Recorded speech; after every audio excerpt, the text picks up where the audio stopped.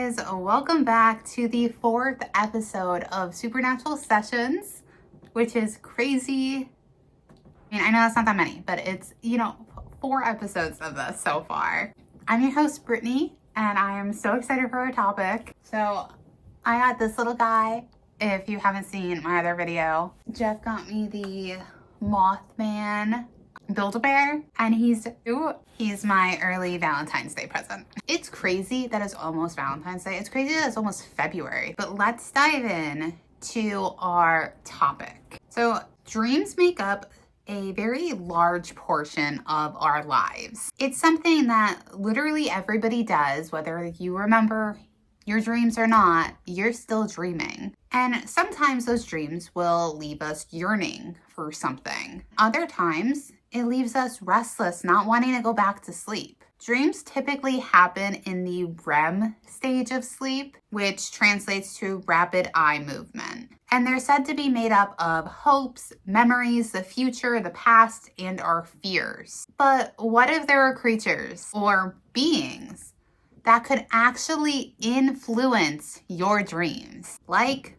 Morpheus? Ancient Greeks saw dreams as a gateway to the unknown world that would also reflect reality. Dreams were seen as prophecies, a reflection of current events or messages from loved ones that passed. So ancient Greeks looked at dreams pretty similar to how we do in modern times. In Greek mythology, Morpheus is literally the god of dreams. He shapes and forms them and could appear in your dream in any form of his choosing. Although he would commonly appear in human form, his true form was a winged demon, which is extremely fitting because his home was in the underworld. Now, keep in mind that the underworld in ancient Greece was not the underworld in Christianity. It's not just hell. Everything, all of afterlife, is in the underworld in ancient Greece. It's split up into numerous sections depending on how good you were in your human life or how your certain rituals went after you passed, or certain sections were meant for certain beings such as the land of dreams. And Morpheus's ability to transform could trick even the most intelligent people. Dreams could motivate you to go after the life you've always wanted, or they could portray a false reality and lead you down a path that could ruin your life. This is exactly what happened in Homer's book, the Iliad. In the Iliad, there's an unnamed dream spirit that many believe to be Morpheus. For those that don't know, the Iliad is the story of the Trojan War. At this point in the poem, Zeus wanted to give glory to Achilles. But to do this, well, that would mean that Agamemnon would have to be humiliated and defeated. So Zeus told Morpheus to deliver a dream of false hope that would cause Agamemnon, I cannot pronounce his name, Agamemnon, not saying that right, to make a horrible strategy mistake. Zeus would command Morpheus, "Up go thou, baneful dream, unto the swift ships of the Achaeans, and when thou art come to the hut of Agamemnon, son of Atreus, tell him all my word truly, even as I change thee. Bid him arm the long-haired Achaeans with all speed, since now he may take the broad wave city of the Trojans." So Morpheus did exactly what he was told, and he spoke to him in his dream, appearing as his old advisor Nestor. "Hearken thou quickly unto me, for I am a messenger for thee from Zeus, who far away thou hath exceeding care for thee and pity. He bedets 3 arms the long-haired Achaeans with all speed, since now thou mayest take the broad wave city of the Trojan." So spoke the dream and departed. So Agamemnon, I can't pronounce his name, I'm so sorry, would bring his army to battle, thinking that Zeus was on his side. But that wasn't the case at all. He had been tricked and suffered a horrible loss resulting in several deaths. So obviously that's an example of a false reality being portrayed that would lead him to motivate him to doing something that would create a disaster. Morpheus's home was in Erebus, which was in the underworld. He was the leader of the Honoroi, in other words, dreams. And him and his brothers were spirits of dreams. Phobetter, or Icholois, created nightmares. Phantasus created unreal dreams. But Morpheus had the ability to influence the dreams of gods, heroes, and kings. Each night, the dreams would emerge from their palace of Hypnos and pass through one of two gates. Morpheus would pass through the gate that was made of horn, which represented true and divine dreams, while his brothers would go through the second gate that was made from ivory, which represented untrue dreams. Morpheus, his siblings, and his parents all lived in the land of dreams. His other relatives were Nyx, which was his grandmother and the deity of night, and Thanatos, which was his uncle and the god of death. Now, if you don't know, so when you think of death in Greek mythology, the first thing that probably comes to mind is Hades. But Hades isn't actually the god of death. He's the god or king of the underworld. Thanatos is the god of death. So Thanatos is kind of considered more of a minor god, where Hades is one of the major ones, leader of the pantheons. He's one of the big three. Morpheus slept in a cave that was filled with poppy seeds when he was creating the dreams of mortals. In ancient Greece, poppy seeds were used as painkillers with a side effect of intense drowsiness. When the morphine drug was created, Morpheus's name was used due to his sleep-inducing powers. So the drug morphine is literally named after the Greek god Morpheus. And poppies have also been used to treat insomnia due to their hypnotic properties. Only the gods that lived on Mount Olympus, so such as Zeus and Poseidon, Hera, Athena, so on and so forth, could go and visit. The Land of Dreams has a gate that's guarded by two monsters that would materialize the fears of those who tried getting in uninvited. The River of Forgetfulness and the River of Oblivion were also in the Land of Dreams. Overseeing the dreams of humans would make Morpheus one of the busiest deities, which deities is just another fancy term for gods. So Morpheus wasn't married, but there's some interpretations that paint him with the rainbow messenger goddess Isis. And some statues of Morpheus show him having one winged ear. In another Greek, Morpheus was called upon by Isis to do Hera's bidding. Hera was Zeus's wife / sister, and she was the queen of the gods. She wanted Morpheus to deliver the news of Ceyx's death to Alcuin. This is told in Metamorphoses by Ovid. Alcuin starts with them being a happy in love couple. They were incredibly devoted to one another, but they would refer to each other as Zeus and Hera. And comparing yourself to a god, well, it never ended well. Zeus was angry, and he took them comparing themselves not as a compliment, no, but as an insult.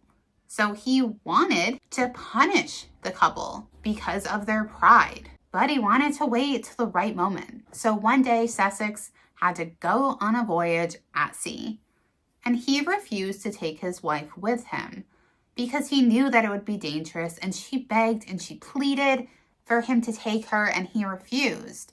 So then she begged and pleaded him not to go because she had this horrible feeling that something bad was going to happen, and he still went. While he was out at sea, Zeus sent this terrible storm that ended up drowning Ceyx in the waves. And while he was dying, he prayed that his wife would find, or that his body would wash ashore, so his wife would be able to find his body and bury it.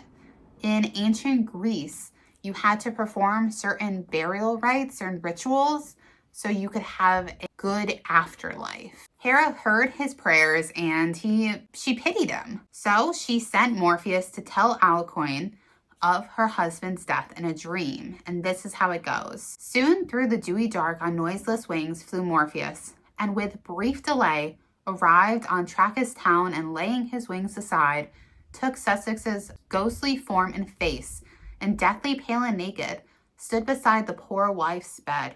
His beard was wet, and from his sodden hair the sea drips flowed. Then leaning over her, weeping, he said, "Poor Alcuin, do you know me, your Sussex?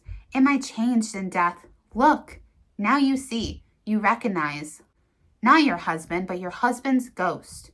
Your prayers availed me nothing. I am dead. Feed not your heart with hope false and vain." In her sleep, she attempted to embrace the spirit of her husband, but he would dissipate and she was left with nothing but air. "Await for me," she cried. "Why haste away? I will come too." Roused by her voice's sound and by her husband's ghost, now wide awake, she looked but found him nowhere. When she awoke, she ran to the ocean and she saw her husband's body washed ashore. She was distraught and she threw herself into the ocean to drown. After watching their mutual devotion, Zeus felt guilty and changed the couple into a pair of kingfishers. Honestly, this myth is just horrible. It's so heartbreaking. They didn't do anything but compare it, I don't even think that they were calling each other gods. I think they were trying to say that they had the most profound love that there was, even though Hera and Zeus did not have a good love at all. But I think it's kind of like when you compare yourself to characters, Jeff and I compare ourselves to Carl and Ellie, we'll be the couple that grows old to their 70s or whatever. And I think it's kind of that same thing, not that they think of each other as gods. So in my eyes, they didn't really do anything to deserve this. And even during the dream, Morpheus is telling her in her husband's form that her praying did nothing. And because he is dead. And it's so heartless. It's not, now you can rest, now you can grieve. It's, nope, you failed me. But I mean, gods weren't exactly known for their heart. Which leads us to our next dream creature, which is the sandman. Is something that I grew up hearing about, which is what intrigued me to look into him. And there's actually a Netflix series called The Sandman, which is absolutely phenomenal. I'm pretty sure Dream's name in that is Morpheus. It is absolutely a phenomenal show. I think they're coming out with a second season soon, or maybe the third season. I think it's the second one. I don't know. Anyways, if you haven't watched it, go watch it. But the Sandman is a mythical being that has been part of European folklore for centuries. He's known to sprinkle magic sand into the eyes of people to encourage and inspire beautiful dreams. I feel like when I was a kid, I would wake up every night with eye crusties, but as an adult, I almost never do. And it's interesting because the Sandman is always projected more towards children. So I just think it's so interesting that now I don't wake up with them, but I would every single morning. I would wake up with little eye crusties in the corner of my eyes, but now I mostly have nightmares. So I don't know if that is me. Yeah, I guess the Sandman just doesn't visit me anymore. Let me know if it's just me. Today, the Sandman is a character in movies, books, and TV shows. And the story of the Sandman has been passed down from generation to generation. In most versions, he's this benevolent being who helps children fall asleep. He's often seen as a kind and gentle old man who carries a bag of sand with him everywhere he goes. He visits children at night and sprinkles sand in their eyes, which helps them fall asleep and have good dreams. Throughout history, the Sandman has been depicted in various forms, and his story has evolved over time. The first mention of the Sandman was in the 18th century German dictionaries, which said, Der Sandman kommt, which means the Sandman is coming. The first story of the Sandman was published by German writer E.T.A. Hoffmann, and it was a story about a mythical creature named Soinlos. Gonna butcher a lot of names of this. So in this version, the Sandman would throw sand in the eyes of little children who won't go to sleep. And this caused their eyes to fall out of their sockets. The Sandman then collects the eyeballs in a sack and carries them to his home on the dark side of the moon, where he feeds them to his children. So yeah, the Sandman was not always this nice mythical being. In 1841, Hans Christian Andersen published a fairy tale called Ole Loki, and Ole was a Danish first name, and Loki means to shut your eyes. The character was dressed in silk pajamas and carried a colorful umbrella. The character is never directly called the Sandman, but most English translations do refer to the title of this fairy tale as the Sandman. The character was benevolent and introduces the boy Hjalmar to death and sexuality in the story. And instead of throwing sand into the eyes of children, he squirts milk into them. The whole thing is honestly disturbing. But fairy tales back then weren't exactly the nice stories that Disney likes to tell us with magic and happy endings. So it's kind of on point. At the end of the story, Hjalmar discovers Ole Loki has a brother who, instead of coming nightly to your bedside and brings dreams, only visits each person once to bring death, and that he actually has the same name as his brother. So they're both called Ole Loki. In the 19th century, the Sandman would become a popular children's character, which kind of threw out the scary versions of him. And in the 20th century, he actually became a comic book character. In European folklore, the Sandman is depicted as a small man with a bag of sand or a wand, or as a fairy with wings. In Germany, the Sandman is der Sandmann and is depicted as a man with a bag of sand that travels from house to house, sprinkling sand on children's eyes to help them sleep. So the, pretty common, I feel like that's the most common version of the Sandman. In Scandinavian countries, the Sandman is Tante Fae and is depicted as a fairy that sprinkles sand on children's eyes to help them sleep. In African folklore, there is the Munga Ka, who is a creature who sprinkles sand on people's eyes to help them sleep. And in Native American folklore, talks of the Iktomi, which is a trickster spider who spins webs over people's eyes to help them sleep, which honestly, I would never sleep again. Most cultures say that the Sandman is a benevolent creature who helps children sleep, but others say he's evil and causes nightmares. Some believe that the Sandman represents the subconscious mind, while others see him as a symbol of the passage of time. The thing about the Sandman is that he is bigger than any of us. And if he is evil, there is no way to defeat him. You can't fight him like you can a villain in the movies. All you can do is give in and fall asleep. And there is something terrifying about that. But let's dive into our last creature. And this creature is called Baku, otherwise known as Dream Eater. And while, Dream Eater sounds a little scary, Baku is actually one of the most beloved creatures out of all the yokai. The Baku has a long nose, like an elephant, 4 striped feet like a tiger, the body of a bear, and the eyes and ears of a rhino. It also has 2 small tucks and a tail like an ox. Legend says that the creature is made up of so many different beings because when the gods were done creating all of the other animals, they picked up the remaining pieces and just slapped them together and was like, that's the Baku. Kind of like we don't want to be wasteful. The Baku originally is derived from China, somewhere between the 6th century when Buddhism arrived and the 15th century. The Chinese version of the creature's job is to offer protection to a person from pestilence and evil. But when the creature arrived in Japan, it became more of a nightmare eater. And it actually needs to feed off of nightmares in order to survive. It said that children used to wake up in the middle of the night from a nightmare and say 3 times, "Baku-san, come eat my dreams."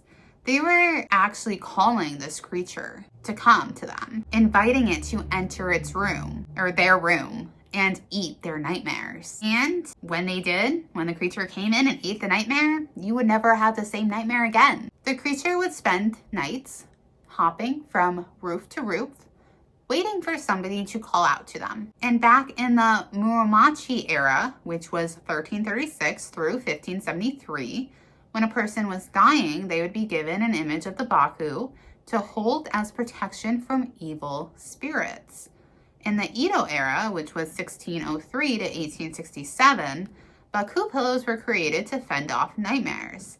Now, this was not your normal soft pillow that you used to snuggle up and go to bed. This was made of a small cloth tube that was filled with rice, soba, or buckwheat husks that were tied to a wood or ceramic block, so not comfortable. The bottom was hard, so it could be shaped like a Baku or have one painted or carved in it. After the modern day pillow was created, talismans became popular, or drawings of Baku, and they would be slipped underneath the pillow at night, or even embroidered pillowcases. And this was said to promote good dreams. Maybe I need to do that. But Baku can also refer to a rather known animal, and that is the Asian tapir. And they're quite similar to the mythical creature. Like the magical beast, the tapir has a trunk-like nose, an interesting shaped body, and markings, especially the young ones. Now, there's an old folktale about the Baku that goes like this. Once upon a time, during one of the hottest days of the year, I wakened, miserable from the heat, just in time to see a Baku come in through my window. "Have you anything for me to eat?" it asked. I was happy and relieved to hear this request, for I just had the strangest of dreams.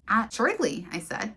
"Listen to my dream." I went on to describe my dream of being in a room, looking at my own dead body. There were people dressed in black sitting around it. The lamps burned as the atmosphere in the room thickened, and I could feel the people were afraid. One by one, they left the room until I was alone with my corpse. I went over to more closely observe it, stooping and looking at my face, when suddenly my eyes opened. My other self sprang at me and fastened itself to me, moaning and gnawing and rending. I found an axe in my hand and I struck it over and over until it lay there before me, in shapeless, hideous, reeking mass, the ruin of myself. "Please, Baku, eat this horrible dream." "Nay," said the creature, "I never eat lucky dreams. That was a lucky and fortunate dream. I believe in Buddhism, and in this dream the axe represents the excellent law of Buddhism, and it has destroyed the monster of self, your ego. This is the best kind of dream." Then the Baku left through the window. I looked after him and beheld him fleeing over the miles of moonlit roofs, passing from housetop to housetop with amazing soundless leaps, like a great cat. So although the idea of the Baku sounds amazing, a creature that feeds off something that nobody likes to encounter, there is a caution when dealing with a Baku. You don't want to call on it too often, because it will get greedy, and when you run out of nightmares, it will continue to consume your hopes, dreams, and aspirations, leaving you with a meaningless life. So maybe next time you have a nightmare, try calling out to Baku and see what happens, but not too often. I want to know what you guys think about all of these accounts, all of these beings, and I want to start sharing your paranormal encounters on my podcast. And I just love hearing about like people's own experiences. And it doesn't have to be with a mythological creature or a cryptid. It can be with ghosts. It can be anything. So if you would love to share those with me, I would love to hear them. You can go ahead and email me at supernaturalsessions@gmail.com. If you want more paranormal content, then go ahead and follow me on YouTube. And if you are not following this podcast on Spotify or Apple Podcasts, please go do that and give me a 5-star rating. If you're watching over on YouTube, make sure to hit that subscribe button and that like button. And until my next episode, which is every Wednesday, stay spooky.